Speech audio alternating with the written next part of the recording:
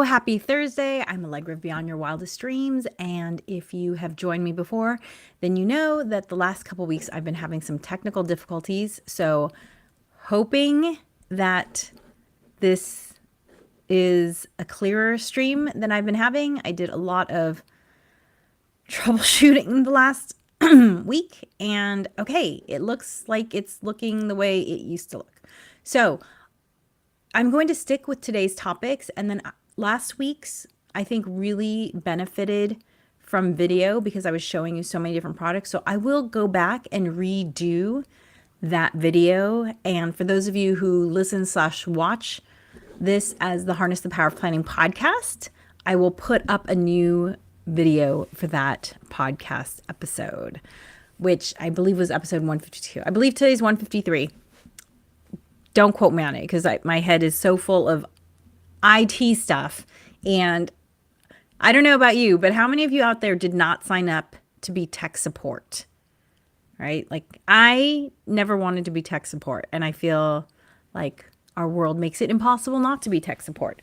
So it is rainy and cold where I am. So I have a hot cup of coffee, which is unusual for me.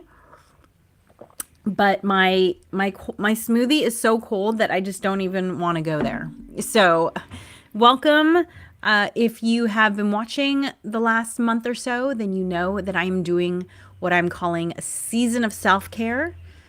Things are challenging. I don't know about you, but I feel like a veil has been lifted from my eyes and I can't unsee what I'm seeing. And I think that's good because if we don't face the truth, then things will never be better. And truth can be uncomfortable. But I feel like our culture has valued comfort over justice for too long. And so I am ready to get uncomfortable. And, I often start my podcast by telling you what I've been reading. I recently finished a book called 12 Years a Slave that was written about 130, 140 years ago. And it's about a man who was born free, lived in New York, and he was kidnapped and sold into slavery in the South. And he lived in the South for 12 years as an enslaved individual. And it's his honest experience. And it's not, I would say that this is a book, the way it's written, it's eye-opening, but it's not uncomfortable. If you've read any Octavia Butler, her books are sci-fi, but those books are harder to read. This is a book that I would recommend to, say, a teenager who wants to have a first-person experience of that period in American history. And so I am doing my part to educate myself about these things. I'm reading right now. So I finished that book. I would highly recommend it. It's beautifully written. I think one of the things that was really sad for me when I finished the book is the fact that he only wrote that one book. And he had such a beautiful way with words. And I appreciated the gift that he gave me of showing me his world. I'm also reading a book right now called Solito, which was written about 4 years ago, I believe. And it's about a 9-year-old's experience trying to get to the United States from El Salvador. And, I think it's important that we put ourselves in other people's shoes so that we can create the world that we want to see.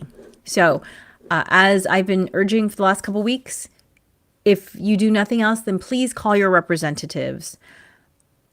It's so easy. If you've never done it before, there's a website called 5calls.org. That's the number 5, CALLS.org. All you have to do is type in your zip code, click an issue that you want to call about. They give you a script. They give you the numbers. It's so easy. Okay, so today's topic. So if you've been following me for the last month, then you know that I am doing a season of self-care because it is so important that you take care of yourself mentally, physically, spiritually, emotionally. Self-care is actually defined as doing the things that you need to do in order to feel taken care of mentally, physically, spirit, all those things. It has proven health benefits, and it's something that I learned to prioritize, having burnt myself out 2.5 times. I say half because that third time I recognized what I was doing to myself, and I was able to walk myself back from the ledge. But the first 2 times were horrible. The first time I got so sick, I asked to be taken to the hospital. I literally thought I was dying. The second time, I injured my back to the point where I was bedridden for 3 months and told that I probably shouldn't get pregnant because it would be a physically harrowing experience. And the third time I walked myself back. So skincare, I'm starting with skincare, then I'm going to go into the things that I eat, both supplements and food and, drinks in order to take care of myself. Then I'm going to talk about movement. I walk with a very heavy weighted vest. I'll talk about that. And I also do a lot of fascia work, which, if you haven't heard of fascia work, especially as you age, like if you were one of those people who was super limber when you were young and now you're like, man, it is painful stretching. Fascia work, fascia work, fascia work. I do some fascia work on my body, literally from the top of my head to the bottom of my feet. Every day I'm switching it up and doing something in order to ensure that I can move the way I need to move. And I'll talk about that. And then I'm going to talk about friendships. So this is going to be for many months. I'm going to talk about self-care, because when things are crazy in your external circumstances, look, it's important to take care of yourself every day. But when things are externally challenging, maybe a loved one is ill or you're facing some sort of challenge at work, it's even more important to take care of yourself, because you can't show up in the ways you want to show up if you are not well. Okay? So, as I mentioned, I've been having some issues with technology. And so today's episode it's fine if it just ends up being audio only. But last week's episode, I'm going to, if I feel that I've fixed everything, I am going to re-record that one so that you all can see all the products that I was showing you. This week's topic is how I designed a skincare ritual that I enjoyed and would stick with. And hopefully you will pick up some nuggets that will help you do the same. I never expect my students to do everything the way I do it, because we're all different people. What works for me might not work for you. But if you can take one thing from this and then tweak it and make it work for you, then I will consider that a win. This is not a history lesson. This is not memorize these dates and facts and they're the same for everybody. This is, hey, here's what's working for me. Maybe you can take it and make it work for you. So let me just start by saying skincare is not something that I have always enjoyed. I didn't have a skincare routine before I was 40. I just, threw some things on my face without any rhyme or reason. And I didn't wear sunscreen either because I didn't know that I had to. And I think a combination of age and hormones meant that when I hit 40, my skin looked, combination of age, meaning me not taking care of my skin, also, just physically aging, and then hormones left my skin dry. I would call it gray and flaky. Like I was not luminous. Also, I had a lot of sun damage, especially in this area right here. And if you click on this QR code up here, or if you're listening to the podcast, if you go to subscribepage.com/7steps, there's a teeny tiny video there where you actually can see the sun damage. It was from 8 years ago, not from when I was 40, because I didn't start taking all these pictures. But yes, so I'm 52 now, or almost 52. And so my skin is better now at 52 than it was at 40. And I would say my skin was a lot better after even a couple of years, because I don't think I really took skincare seriously until maybe 10 years ago. So My skin was bad at 40, but I hadn't started like committing to skincare. And part of it was because I didn't enjoy it. I didn't enjoy skincare. It was just something I had to spend time. It was felt like something I had to do. And if you've heard me say before, I always tell people, don't shit on yourself. Don't do something because you think you should, because society or your family thinks you should. Do it because you want to do it. And so for me, skincare felt like something where I was shitting on myself. However, around that time, I had a friend who was studying to be an esthetician, and she told me something that rocked my world, which is something that I've spoken about the last 2 episodes, which is that she offered me a microdermabrasion treatment because she was studying to be an esthetician and she needed a certain number of hours under her belt. So for free, I got to do this. And she said, "Oh, you're going to have no wrinkles around your eyes when you're done." And I said, "I'm sorry, what is that? How does that happen?" And she's like, "Well, a lot of wrinkles are just dried skin that hasn't flaked off." And I don't know what I thought wrinkles were before, but the thought that it was just something that wasn't coming off because I wasn't exfoliating properly blew my mind. And that was sort of the gateway to me realizing, I don't like how my skin looks right now. Maybe there's something to this skincare thing. And so I started doing some research. She also told me I should be wearing sunscreen. And I said, "Really? I mean, I'm medium complexion. Why do I need sunscreen? I'm rarely outside." And I learned that the blue light from all the monitors that we're all in front of, all the screens we're in front of, can cause the same damage as sun damage. And so those two pieces of information is what started me on a journey of, okay, I'm going to embrace skincare. So I bought a few products and they were in my bathroom, and, I kind of do them, but I wasn't enjoying it. And what made me think about it differently was my background in habit formation.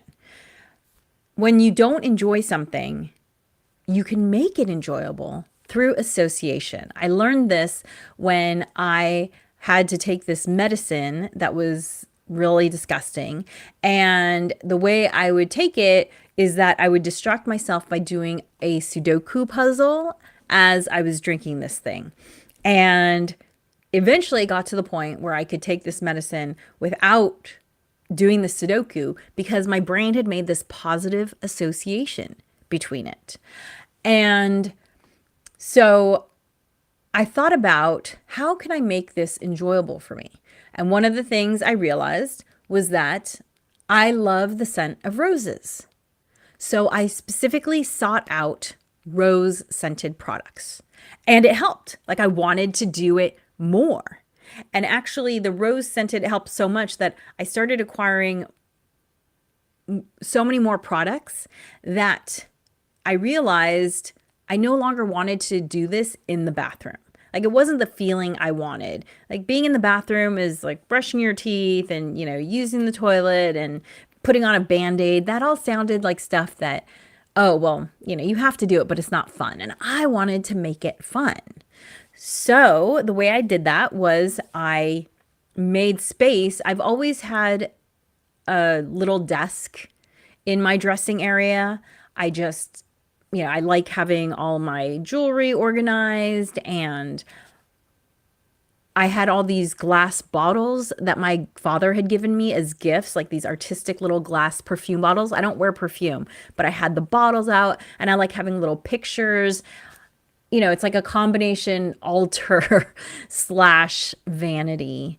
And so I'd always had this little space, but I really only used it when I was getting dressed. Like, I would put on makeup, I'd put on my jewelry. And so it barely got any use. And I thought to myself, well, why can't I just move all my skincare products there? And then I can just sit and have this space dedicated to taking care of myself. And that made a huge difference because, like, I liked my vanity. I liked how my vanity looked. I liked sitting there. I liked the feeling of being there.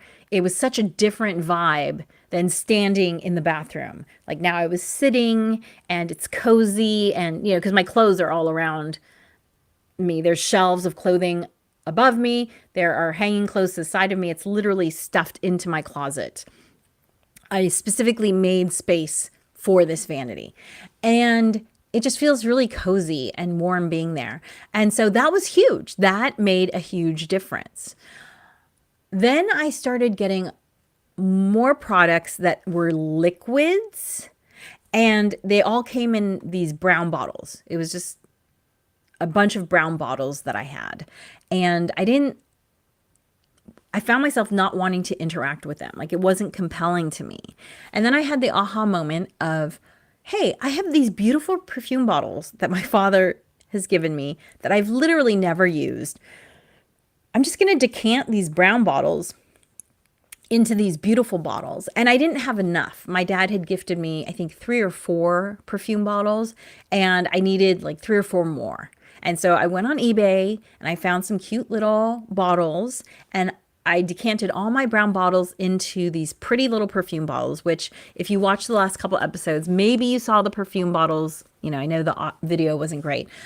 And that made it really fun because now it felt like I had this potion shop and I was just using these potions for myself. And so the scent, the location, making the location pretty, and 3, making the product something I wanted to interact with made a huge difference. The final thing that also helped was to think of it not as, part of getting ready, but to think of it as a self-care ritual. It's just a mind shift. And one of the ways that helps me get into it as a skincare ritual, as a self-care ritual, is to burn a candle and put on this music that I chose. Now I can't play the music because that would infringe on someone's copyright. But, if you think about all of your senses, sight, smell, taste, touch, sound, the more you stimulate your senses, the more senses that you stimulate, the more of your brain that you're engaging. And guess what? Do you think an activity is more memorable / pleasurable the more of your brain that you engage, or less? It's more. Of course, it's more. I mean, that's why we love food so much, because it uses all of the senses, especially when you cook, because you get to hear the sounds of preparing the food, the chopping and the sizzling, and that's all like the best palate stimulator, all those sounds. And then you have the smell of the cooking, and then you get to see the beautiful food, and then you get to taste and feel it in your mouth. That's why we love food so much. So think about, how can you make your skincare ritual pleasurable to all of your senses? And so I have this candle that I will show it when I do next week. I'm going to do my AM ritual on screen, so you'll get to see the candle, but it has a wood wick. So it makes this crackling sound, kind of like a wood fire burning. And it is a rose scented candle, of course, because I love rose scent. And it's eco-friendly, like all my products, non-toxic, eco-friendly. So it's really great because when I'm done with my skincare ritual, I will actually blow out the candle, and then I'll dip my finger in some of the melted wax, and I'll put it on my hands just like as an extra moisturizer, because my hands just get really, really dry. And then the music that I play, it's like an ambient music, almost like a chanting mixed with the sound of rain, mixed with some like gongs. If you look, there are frequencies that are associated, audio frequencies that are associated with the different chakras.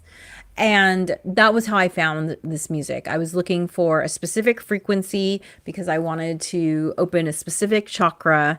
And I look forward to playing this audio track every single night. And I can't play it for you, so you're just going to have to find one that you enjoy. But I will put the name in the show notes. So if you wanted to purchase this track, check it out for yourself, you can check it out for yourself. So that is my tip. Those are my tips for how to create a skincare ritual that you will enjoy. And because you enjoy it, you will stick with it. That's how you make habit formation easy, is you find ways to make the activity that you want to do fun. And the way that you do that is you stimulate as many of your senses as possible in a way that is compelling to you. Thank you for joining me. I am going to go back and check the video. Hopefully everything, it looks good today. So it looks like there's no lag. Yay. And if everything is fine, then I am going to go back and reshoot last week's podcast so that you all can see all of the products that I was talking about. So as always, be sure to like, subscribe, rate this wherever you are watching or listening. You can catch the replay at the Harness the Power of Planning podcast, wherever you listen. And please use 5calls.org and speak up. Your voice matters. If you don't tell your representatives how you feel about things, they're not going to know. I have seen a shift as more and more people are calling. So please make a call. And remember, planning makes everything easier.